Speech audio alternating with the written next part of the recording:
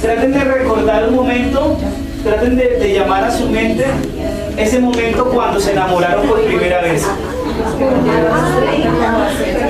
Cuando se enamoraron por primera vez.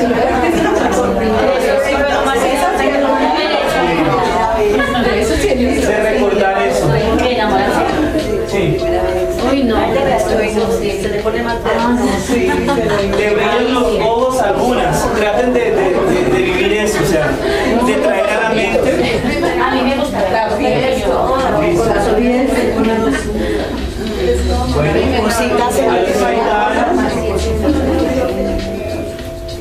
sí, traten de recordar eso. Su primer amor.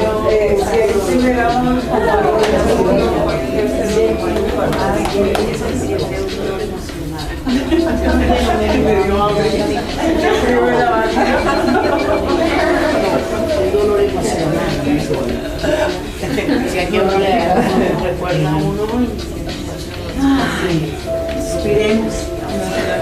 Entonces, lo más importante de todo eso es que ustedes, a pesar de que hayamos vivido situaciones difíciles, también hemos vivido situaciones hermosas, momentos felices, momentos bellos, y esos momentos bellos y hermosos y felices son los que tenemos que recrear día a día.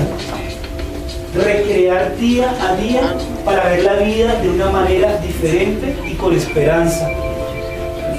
De ver la vida con la posibilidad de que todo se va a lograr.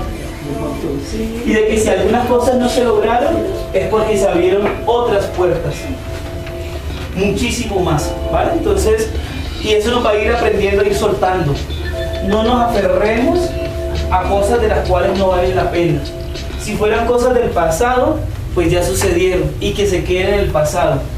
Empecemos a soltar, a soltar, a soltar, a reconocernos, a mirarnos en el espejo, a valorarnos, a darnos cuenta que nosotras hoy estamos acá porque tenemos que estar. Hoy estamos acá porque vemos la vida de una manera totalmente diferente. Yo necesito una voluntaria. Aquí mi amiga. Podemos ubicarnos de donde podemos hacer congelar.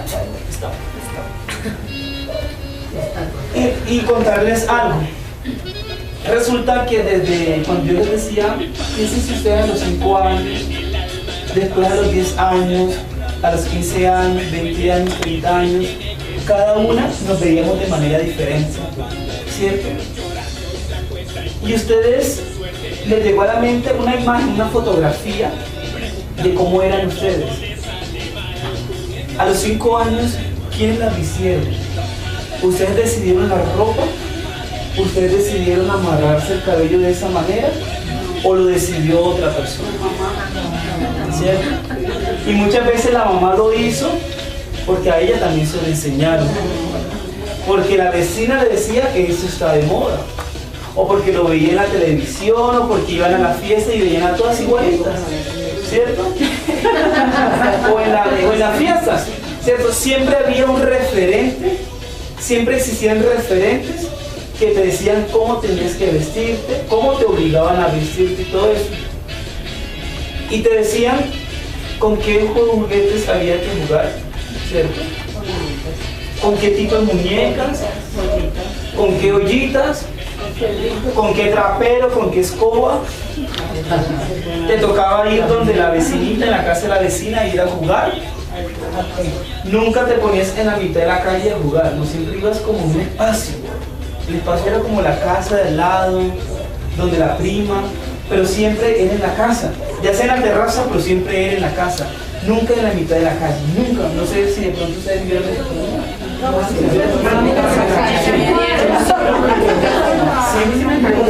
Entonces, pero lo común es que las niñas juegan dentro de la casa, en el ambiente de la casa, ¿cierto? Uno veía eso, que ellas jugaban dentro de la casa. Pero uno decía, pero ¿por qué ellas juegan dentro de las casas? Porque ellas están obligadas a vestirse rosado, porque ellas están obligadas a tener el cabello largo, porque ellas tienen que sentarse con las piernas cruzadas? ¿Por qué ella no podía salir corriendo ni jugar con un balón, a no ser que sea rosadito, y jugar de una manera diferente sin tener que patearlo? ¿Por qué ella le tocaba jugar con las ollas, con el trapero? ¿Por qué ella jugaba con una muñeca y lo primero que hacía era tratar de vestirla, tratar de cuidarla? Y si le daban una muñeca, la muñeca no era su amiga, era su hija. Es decir, cómo se iban inculcando lo que tú tenías que hacer hoy, o sea, las funciones que tú tenías que cumplir actualmente. Eso, te iban infundiendo eso. O sea, psicológicamente te iban diciendo, si tú eres una mujer, si tú eres una niña, tú ibas a ser la cuidadora de la casa, la cuidadora del hogar, la cuidadora del espacio que se llama casa, que se llama hogar. Y para cuidarlo hay que mantenerlo. ¿De qué manera? Lavando, planchando, trapeando, barriendo. Entonces, ¿cómo nos iban metiendo eso? Y si había un bebé, ¿cómo tenías que cuidarlo? ¿Cómo tenías que hablarle? ¿Cómo tenías que arrullarlo? Y todo eso. Pero la pregunta es, ¿por qué a las mujeres? ¿Por qué no a los hombres? Y ahí un poco lo que queremos ir reflexionando es que existen unas imposiciones que nos dicen cómo tienes que comportarte, simple y llanamente, porque tienes unas características biológicas diferentes. Y eso es lo que se conoce como el sistema sexo-género. Por las características biológicas que tú tienes que construirte de una manera determinada. Pero ¿cómo se determina que esa persona tiene que vestirse de rosado? O sea, si ella nace como nosotras, tenemos que decirle a ella, tienes que jugar a la muñeca. ¿Por qué? ¿Qué características biológicas tiene ella para que ella esté obligada a jugar con una escoba? A jugar con un trapero. ¿Qué en su cuerpo, en su anatomía, qué le vemos a ella?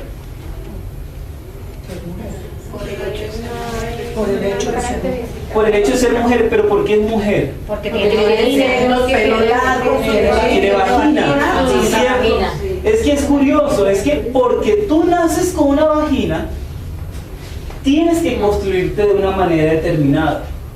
Y si una persona nace con un pene, tiene que construirse de una manera determinada que la va a diferenciar de ella. Y a esta persona se va a llamar mujer, niña, y a esta persona se le va a llamar hombre, ¿cierto? Varón, macho. Usted no siente que cuando dice la palabra macho se escucha con fuerza, ¿no? ¿Cierto? Y ahí vemos entonces, ¿cierto? Entonces estamos viendo cómo desde niña, inclusive antes de nacer, se le va obligando a construirse de una manera determinada. O sea, no ha nacido, no ha llegado al mundo porque la mamá se pudo hacer una ecografía o un ultrasonido y se dieron cuenta que era una niña porque se le vio como una vagina o no tenía el pene. Ojo, no se le vio la vagina, no tenía el pene, el penecito. Entonces por eso ella se va a llamar mujer. Y entonces en ese sentido, ella tiene que jugar con las muñecas, vestirse de rosado y todo eso. Cuando se dice que esta persona nació con una vagina o esta persona nació con un pene, eso se le conoce con el nombre del sexo. O sea, el sexo biológico, ¿cierto? El sexo no es ni una relación sexual, ni una relación coital, ni penetrativa. Si queremos nos podemos sentar, ¿cierto? Para charlar, ¿cierto? O sea, el sexo no es solamente eso. No, o sea, el sexo, primero, el sexo es una manera de, una categoría diríamos, para clasificar a los seres humanos. Para clasificar a los seres humanos. Se puede decir que es lo que nos determina el ser hombre o ser mujer. Exactamente. Pero resulta que uno dice, ¿eso es natural? ¿O realmente el sexo es algo que se ha construido culturalmente? ¿Cómo así construido culturalmente? Es porque esta persona nace con esta característica va a ser un hombre. Es decir, es un discurso que está circulando. O sea, no es algo que dice, ah, el sexo es natural. No, aquí no entra la lógica de lo natural. Por eso se rompe con esa idea de que el sexo es biológico. El sexo es una construcción social y cultural. Es eso. Un ejemplo, ella puede tener una vagina y ella se puede llamar acá en Colombia mujer. En otro contexto tendría que tener otro nombre, podría tener otro nombre. Y lo que ella es hoy, 2013, es una mujer, anteriormente podríamos decir, en el siglo XIX había otra forma de ser mujer. Había otra forma totalmente diferente de ser mujer. O había otra forma totalmente diferente de ser hombre.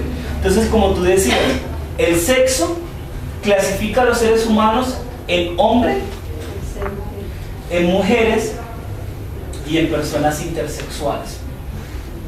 ¿Y quiénes son esas personas intersexuales? Las que nacen con las características biológicas tanto del hombre como de la mujer en el mismo cuerpo. Es decir, como anteriormente se conocía como personas hermafroditas. Esa es una forma, y existen múltiples formas de ser intersexuales. Un ejemplo, yo puedo tener externamente un pene y me caso contigo, quiero tener hijos pero no puedo tener hijos, y me doy cuenta que mis órganos internos son órganos de una mujer, es decir, tengo varios. Entonces hay múltiples formas de ser intersexual, múltiples formas, muchísimas formas. Un ejemplo, Hermafrodita era una diosa griega a la cual se la adoraba porque ella representaba la completud del ser humano. Y Hermafrodita tenía en la parte superior unos senos, son característicos de las mujeres, y tenía un pene característico de los hombres. Entonces ella representaba un ser completo, porque representaba tanto a las mujeres como a los hombres en un mismo cuerpo. Esas son las personas intersexuales. Entonces hay múltiples formas de ser intersexual. Inclusive uno mismo dice, ah, pues yo soy hombre, pero en el fondo no sé si realmente puedo ser intersexual. O cuando uno le sale algún tipo de vello en específico. Entonces hay múltiples formas de ser intersexuales. Pero como la sociedad nos ha dicho, o eres hombre o eres mujer, ¿qué pasa con las personas intersexuales? Son discriminadas, son rechazadas, son vulneradas. ¿Por qué? Porque nuestra sociedad no están en una categoría. Exactamente, nuestra sociedad se ha construido desde binomios, bueno, malo, ¿cierto? Blanco, negro, hombre, mujer, masculino, femenino. Y las personas que rompen con ese binomio o con ese binarismo automáticamente viven un nivel de violencia tan profunda. Cuando nace una persona intersexual, normalmente la sociedad médica o los padres o las madres, hay que decir, intervengámoslo. Es que yo quería un niño, es que yo quería una niña. Pero será realmente, o sea, estamos tomando una decisión sobre la vida de otra persona. Y yo siempre coloco este ejemplo frente a estos discursos de grupos tan conservadores que están en contra del aborto. Es que es una vida, es que apenas están haciendo, y cómo intervienen, cómo los van interviniendo y cómo los van amoldando bajo ese binarismo. Entonces uno dice, o sea, también te le estás tirando la vida. También cuando los cristianos, no tanto la persona que practica la religión cristiana, sino los que están detrás de todas esas instituciones. No es la persona del común que practica su religiosidad, sino quién es el que va imponiendo todos esos dogmas religiosos, ¿cierto? Las que están detrás, ¿sí? Y uno dice, también se le están tirando la vida a la gente cuando no dejan que las personas construyan sus proyectos de vida autónomos, ¿cierto? O por qué no dejan que unas mujeres estén en niveles superiores de estas instituciones eclesiásticas. Es que ahí entra el doble discurso del sistema, que es que a nosotros nos hablan de una democracia, de una libertad, de una autonomía, pero entonces ahí nos empiezan a regir normas o vainas que es como para mantener todo en calma, entonces ahí entra la doble moral, el doble discurso de todo. Yo tengo, bueno, está la democracia, yo tengo derecho de participar en alguna cuestión social o algo así, pero entonces uno está eligiendo como alguna otra vaina que de pronto no le va a servir a uno, y eso, entonces como que siempre está eso que no le respetan a uno su forma de ser, su forma de pensar o como quiere ser, fuera de ese mismo contexto que siempre nos han inculcado. Pero mira que son excluidas de escenarios de participación porque biológicamente son mujeres. Son excluidas de esos niveles, un ejemplo de estas instituciones eclesiásticas, porque son mujeres. ¿Ustedes han visto una película que se llama La Pontificia? Sí, La Pontificia. ¿Cierto? La Pontificia. Exactamente.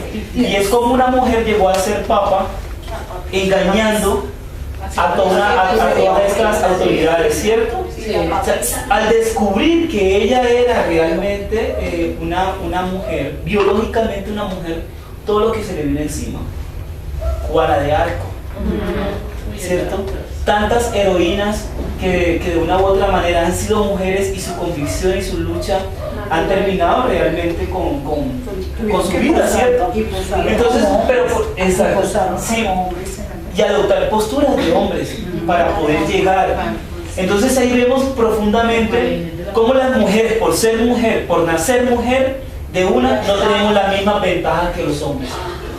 Y eso es lo que llamamos perspectiva de género.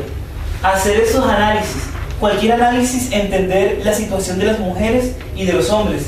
Y es que el género es una categoría de análisis para entender y comprender desigualdades históricas entre hombres y mujeres. O sea, ese es el género.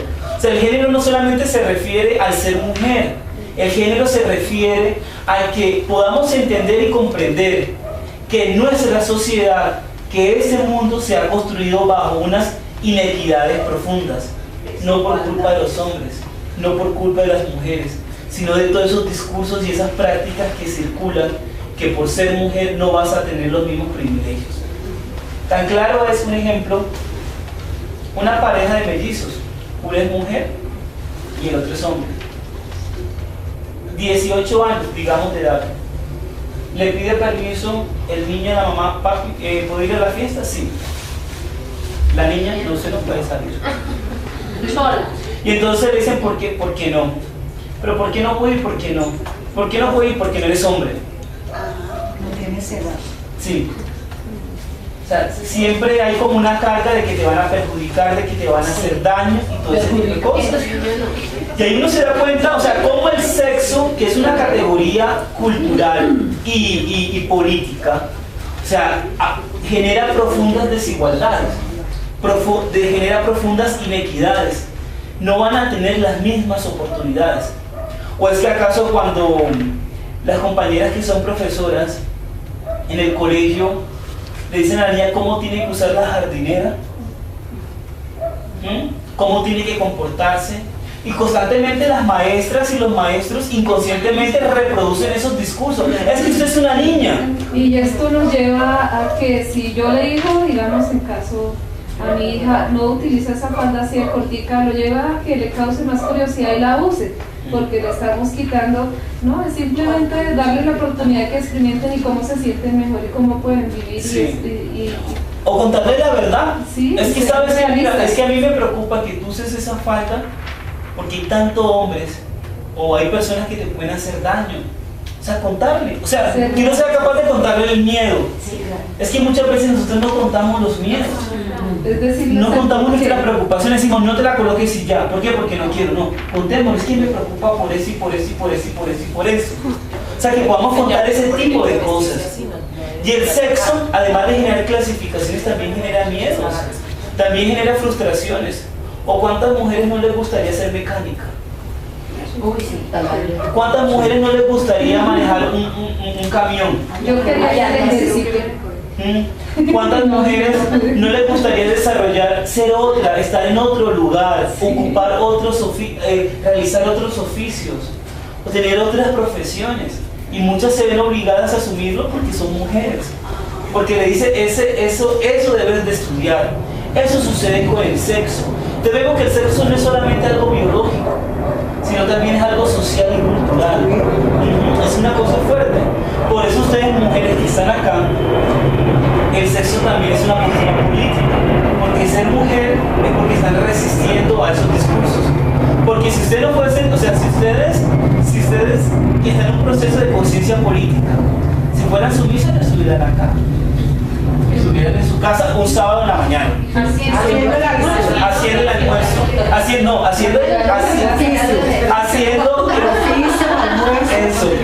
el aseo general de la semana. Sí, y el almuerzo. ¿Cierto? Y entonces ahí vemos realmente eso. Pero entonces, además del sexo, como esas características, que por tener unas características biológicas tienes que ser de esta manera, también existe otra categoría que es el género, como le había dicho. El género como una construcción, el género como visto desde dos perspectivas. Uno, como una categoría de análisis. De todos modos, estos documentos se les va a pasar a ellas y no quiero que se estresen escribiendo. Todo esto lo van a tener en el documento, en la memoria USB y en el software ese que les digo que se llama Moodle, en la plataforma. Van a poder ver videos donde les va a quedar más claro que gustan, pero no se puede, donde van a poder como profundizar más acerca de eso.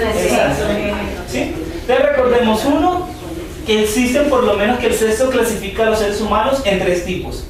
¿En cuáles? Hombres, y personas intersexuales. Por eso cuando ustedes ven la sigla LGBTI, esa I hace referencia a las personas intersexuales que también viven un nivel de discriminación parecidas a las personas LGBTI, bastante, muy profundas. Muy profundas. Claro, porque un ejemplo, ¿cómo se maneja ese tema en la familia? Cuando hoy la Corte Constitucional dice que si nace una persona intersexual no se puede intervenir quirúrgicamente hasta los 5 años que esa persona tenga un nivel de conciencia. Exactamente. Y que así sea que el papá o la mamá quiera un niño y una niña, es ser obligado a que no se intervengan quirúrgicamente. Pero listo, bueno, eso es un tema de ley. Pero ¿qué pasa en esos primeros 5 años de la primera infancia y de la infancia de ese niño o de esa niña o de esa persona intersexual? Lo van a ir amoldando como quieren. Un ejemplo, mujeres, ¿cómo ustedes podrían dar un consejo a otras mujeres de cómo tratar a un infante intersexual?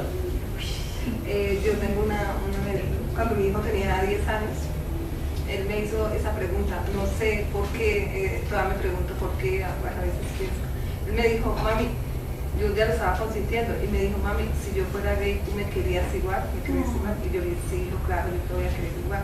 Entonces, no me acuerdo que nadie conté, pero yo sí me quedé pensando, ¿por qué me haría esa pregunta? Y pues nunca me preocupé por eso, pero sí hoy en día, pues, mi hijo ya tiene 19 años y pues es un hombre, pues yo veo que él tiene su novia y pues no tiene comportamientos. No tiene comportamiento, siempre ha tenido una noviecita. O sea, yo nunca le hizo, pero siempre. Claro, porque pero me pregunto hoy en día por qué me preguntaría eso. Claro, o sea, sería muy difícil tratar de comprender otra historia, ¿cierto? Pero yo creo que muchas veces hay niños que en el mundo del colegio, en el mundo escolar, el matoneo es profundo. Profundo, es tan profundo y uno se cuestionará, si yo soy gay, yo también puedo vivir todo eso.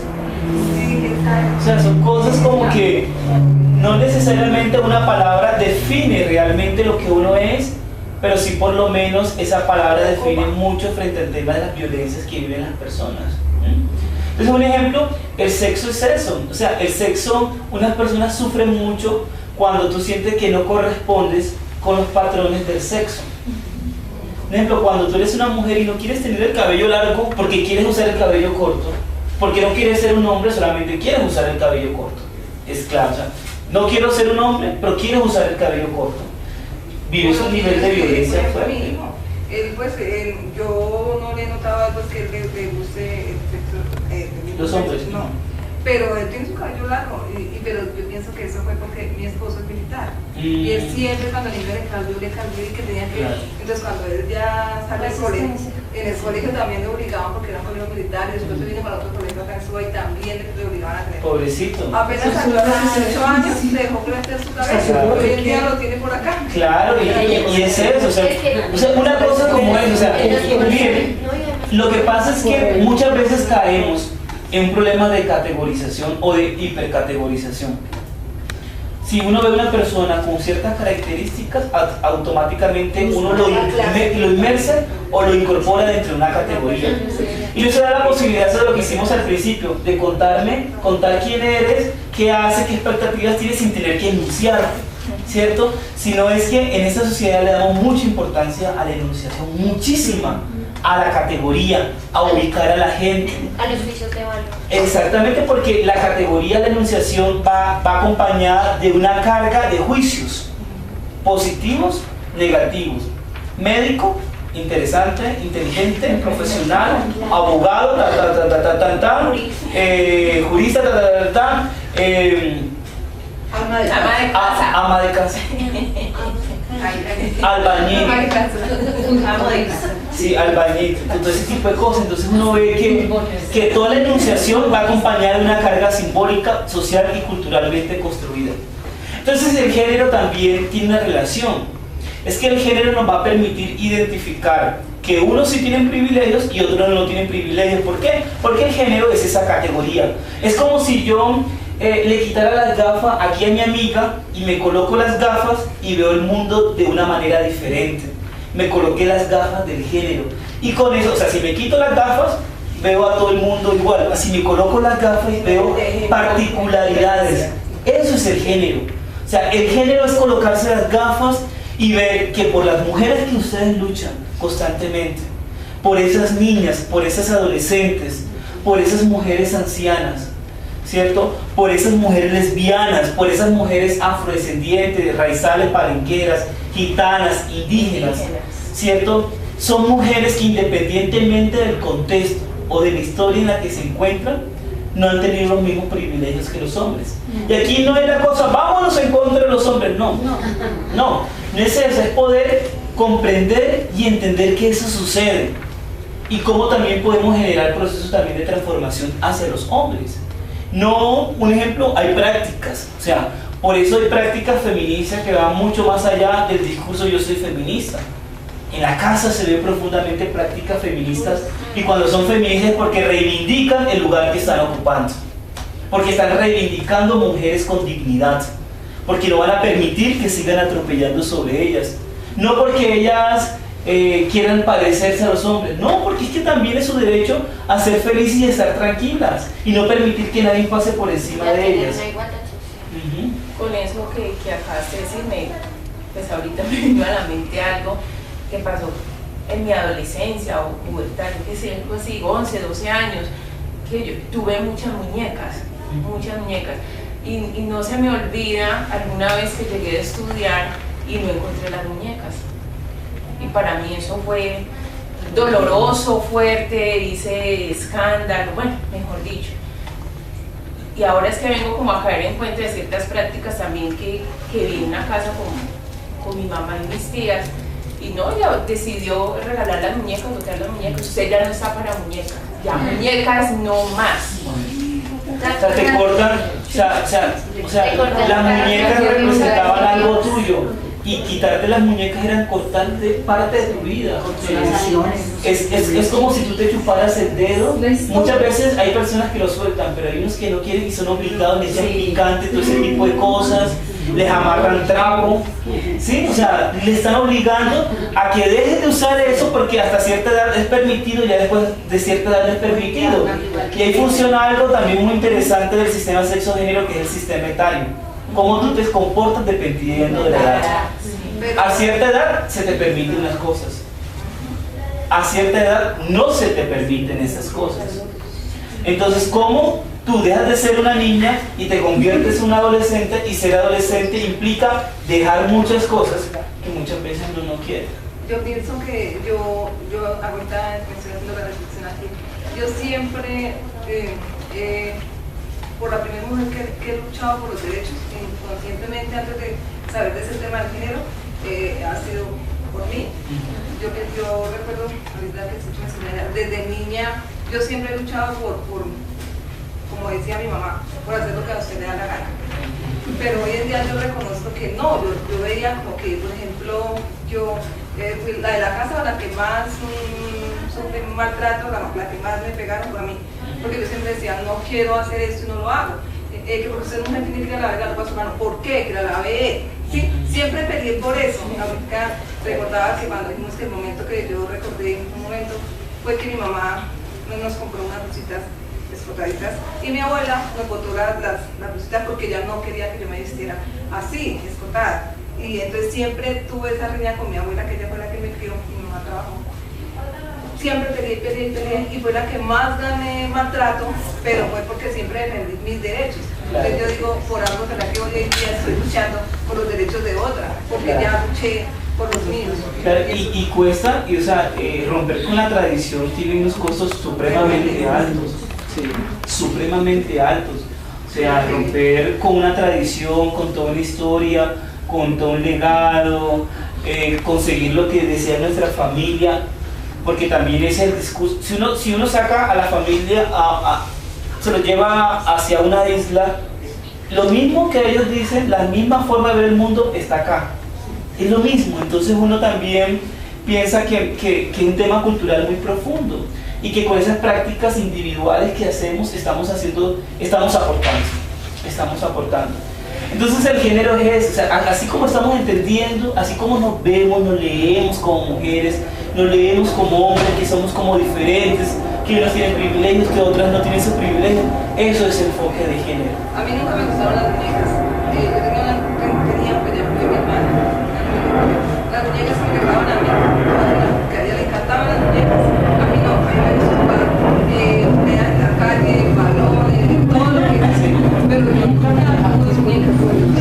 Pero mira qué curioso un ejemplo, que cuando no jugabas con las muñecas, o hay mujeres que cuando no les gustaba jugar con las muñecas, pero jugaban con carros, con balones, que decían, ay, machorra, es un niño.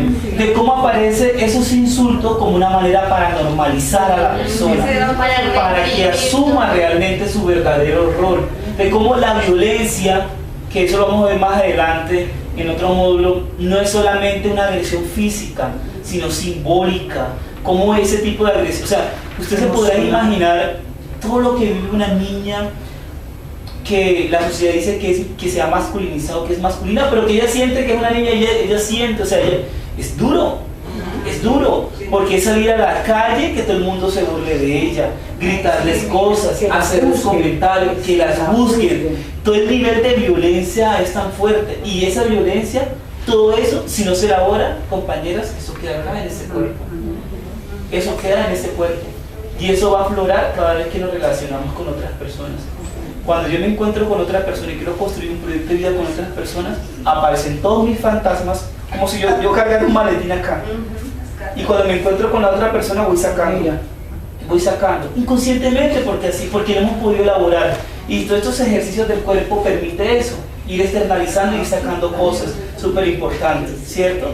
Y a veces no son cosas porque nosotros realmente queramos, sino es porque siempre cargamos con esa maleta de cosas que no hemos podido elaborar en nuestras vidas, y vamos sacando con nuestras hijas, con nuestras hermanas, con mi pareja, con mi mamá, siempre sacamos, nos indignamos frente a la vida y no sabemos por qué, nos molestamos, gritamos, y a veces, muchas veces no sabemos por qué, es porque tenemos esa maleta que cargamos con ella para todos los lados.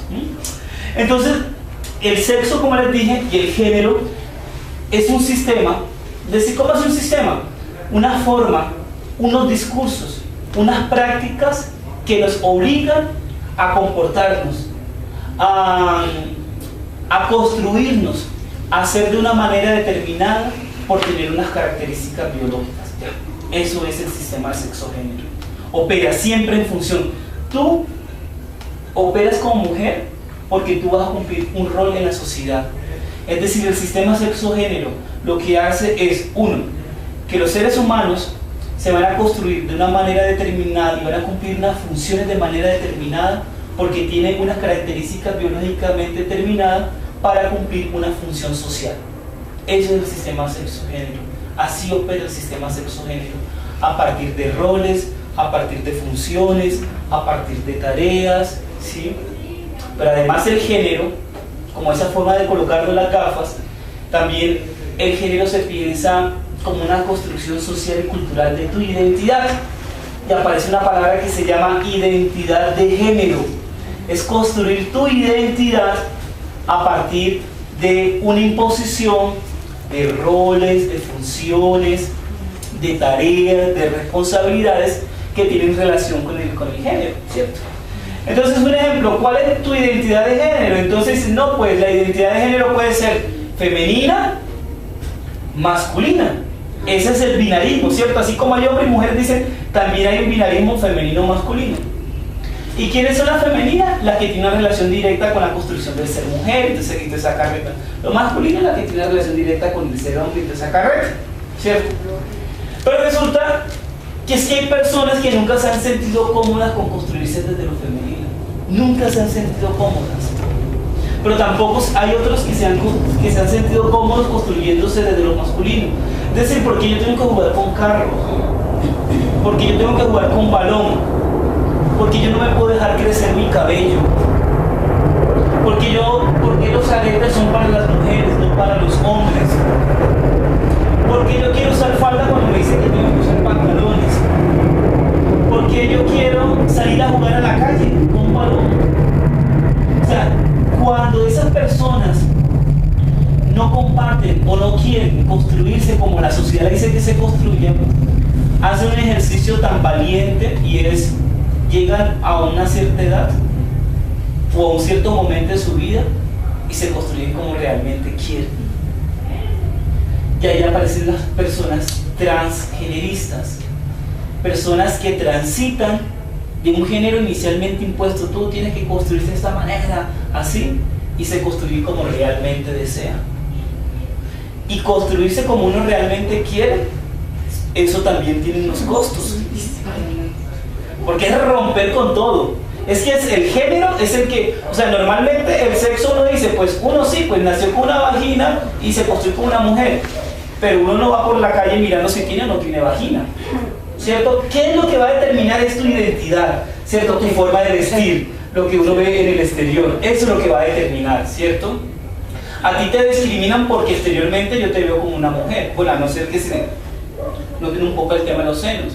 Pero realmente el género es lo que se conoce como un dispositivo de poder, en palabras Foucaultianas. O sea, entonces es como el género aparece como una forma de establecer relaciones de dominación. Un ejemplo, el que estaba de pie es el hombre y la que estaba sentada era la mujer. En ese papel de jerarquía. Siempre hay una relación de dominación, una relación de poder y una relación de jerarquía. Acá el hombre de pie y acá la mujer. Pero cuando esta mujer dice, yo no quiero ser esta mujer y me construyo como realmente quiero y me levanto, levantarse implica que me pueden volver a bajar muchas veces. Y cuando dice que yo quiero ser igual como tú, o sea, quiero construirme como un hombre, eso también tiene otros costos mucho más fuertes, muchísimo más fuertes. Es decir, yo quiero tener el cabello largo. Yo no quiero ya llamarme Juliana, quiero llamarme Julián. Quiero usar los pantalones de esta manera. Quiero usar camisas largas, doblármelas. No quiero maquillaje en mi cara. Quiero manejar un camión. O sea, muchas formas. O sea, cuando realmente se construye como quiere, eso es una forma de transitar del género inicialmente impuesto al que realmente se ha construido. Y esas son las personas transgeneristas o personas trans. Personas que transitan de un género a otro género. Y hay múltiples formas de transitar. Un ejemplo. Es que yo no quiero tener más una vagina. No quiero una vagina. No quiero una vagina. Por X motivo no la quiero, la odio. No quiero ese cuerpo. Entonces se hace algo en el mundo de la estética, de la cirugía plástica, que se llama una faroplastia. Se hace una reasignación de sexo y lo que se hace es vulgarmente o mal dicho, colocarse un pene. O es que yo no quiero este pene, yo nací con ese pene, pero yo no lo quiero, lo odio, no quiero, o sea, no quiero estar con, no me siento como realmente quiero y me hago una vaginoplastia. Y entonces esas personas que transitan de un género a otro género, pero tienen que intervenir quirúrgicamente sus genitales, se llaman personas transexuales. Personas que transitan de un género a otro, pero tienen que intervenirse quirúrgicamente sus genitales. ¿Cierto? Pero imagínense que hay otras personas que se construyen, transitan, pero no le interesa intervenirse sus genitales. Pero un ejemplo, si yo tengo un pene, me coloco caderas, me coloco senos, me hago unas hormonizaciones, pero no me intervengo en mis genitales. Yo soy una persona travesti. Transito de un género a otro género, pero no me intervengo en mis genitales. La diferencia entre una persona travesti y una persona transexual es que la transexual sí se interviene en sus genitales, la persona travesti no se interviene en los genitales. Se puede colocar senos, cadera, algunas otras transformaciones, pero no el tema de la genitalidad. Un ejemplo, entonces yo soy una mujer travesti si me construyo como mujer. Anteriormente fui un hombre y me construí como una mujer. Y soy un hombre travesti si era una mujer y me construí como un hombre, ¿cierto? Entonces, esos tránsitos. Y hay otras personas que dicen, pues yo no quiero hacer ese tránsito de manera permanente. Yo quiero transitar como en algunos momentos de mi vida. Bueno, hoy es sábado y en la noche me construyo como realmente quiero. O para alguna fiesta, o para en algún momento determinado. Esas son las personas transformistas, que transitan de un género, pero de manera ocasional, de manera momentánea. Entonces hablamos de personas transgeneristas cuando transitan de un género a otro género, y hablamos de transexuales. Esto es todo un discurso así, todo complicado, pero con los videos y todo eso, es por lo menos para que vayamos teniendo esas ideas claras, que cuando hablamos de género, hablamos de masculino, de femenino y de personas transgeneristas. Y que entre las personas transgeneristas están las personas transexuales, travestis y las últimas, las que se travisten de manera ocasional, transformistas, travestis y transexuales. Entonces también uno puede transitar, inclusive yo tengo un debate muy fuerte porque yo digo que transitar no es solamente hacia otro género, yo puedo transitar también en mi propio género. Es decir, yo me puedo hiperfeminizar. Es decir, yo puedo ser la más femenina sin tener que transitar a otro género. O sea, hablar de lo trans significa de transitar. Un ejemplo, ¿o es que acaso las mujeres que viven una profunda experiencia de violencia y dicen no más a la violencia, no es una forma también de transitar en sí misma a partir de su experiencia, de su situación, de empoderarse y decir no más a esta violencia? O sea, también las experiencias, las circunstancias, las situaciones también lo llevan a uno a asumir la vida de una manera, a ir transitando. Por eso la vida es un transitar constante, un devenir constante. Por eso cuando yo les dije a ustedes, piénsense cuando tenían 5 años, después cuando tenían 10 años, y hoy como son totalmente diferentes, han venido transitando. La pregunta es hoy, si se mira en un espejo, ¿realmente lo que ven en ese espejo es lo que ustedes siempre han querido? Y si no, hay mucho camino todavía largo por recorrer para construirlo como realmente ustedes desean. Por eso en esa película de Pedro Almodóvar creo que se llama Sobre todo sobre mi madre, la que habla, dice, uno es más, bueno, yo mejor se la traigo escrito en la próxima edición. O sea, como que pareciera como que uno es más feliz cuando realmente uno ve que uno más se acerca a lo que quiere ser. Se acerca a lo que más quiere ser. Entonces creo que eso es muy importante. Y ya lo último, que son las orientaciones sexuales. ¿Y qué son las orientaciones sexuales? Hacia dónde tú orientas tu deseo. Un deseo erótico, pero también un deseo afectivo. Y si lo diriges a una persona del mismo sexo género, eres una persona homosexual. Es decir, puede ser lesbiana o puede ser gay. Si lo dirijo a una persona de mi sexo género contrario, soy una persona heterosexual. Y si lo dirijo hacia los dos, de mi mismo sexo género, pero también de mi sexo género contrario, soy bisexual. Por eso cuando hablamos de LGBTI, hablamos de lesbianas, de gays, de bisexuales, de transgeneristas e intersexuales. O sea, de todo eso lo que hablamos del sexo, del género y de las orientaciones sexuales. Entonces, ¿cómo pensamos un ejemplo también los derechos desde ahí? Sexo, hombre, mujer, intersexual. Género, masculino, femenino, transgenerista. Orientación sexual, homosexual, bisexual, heterosexual. Le prometo que en la próxima le hago un cuadrito. ¿Sí? O sea, era más como para contarlo de esa manera. Una última inquietud. La presentación en PowerPoint que tú tenías ahí para hoy, se la mandamos por correo. Se la podemos mandar. O sea, lo que queríamos era más como contar y no tener que sacar cuadernos, hacerlo de otra manera diferente. Sí, es una forma diferente de realizar. Sí, y que no necesariamente yo tenga que estar de pie y ustedes sentadas. Es otra manera diferente. Una última inquietud, pero tú hablas o nombras a propósito del enfoque de género, entonces dices homosexual, bisexual, heterosexual. Cuando se habla del homosexual ahí incluyen las prácticas lesbianas. Sí, yo no estoy de acuerdo con eso. Sí, claro. Por eso, por eso hablamos de homosexual como una orientación sexual. Cierto, como una orientación sexual. Pero cuando hablamos de lesbianas y hablamos de hombres gays, estamos hablando de unas identidades políticas. ¿Cierto? Entonces, un ejemplo. ¿Cuáles son las identidades políticas? O sea, ser una mujer lesbiana es una apuesta política que va mucho más allá de su orientación sexual, de que le guste o no que le guste a las mujeres, porque ser lesbiana es asumirse como esa mujer que rompe con que ella tiene que estar en función de los hombres. No. Y ser gay rompe también con el discurso hegemónico. Por eso a veces dicen muchas veces, es que yo soy gay no porque me gusten los hombres, sino porque es una apuesta política. Entonces, por eso a veces hablamos de orientaciones sexuales y hablamos de identidades sexuales como identidades políticas. Por eso. Entonces, cuando hablamos de homosexual, bisexual y heterosexual, hablamos desde la orientación sexual.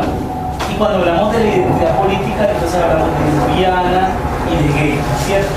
Entonces, eso un poco, queríamos como terminar un ejercicio, pero siento que ya es muy tarde, sé que tiene muchos compromisos, ya es más de la 1, y que yo quiero decirles que muchísimas gracias por su atención.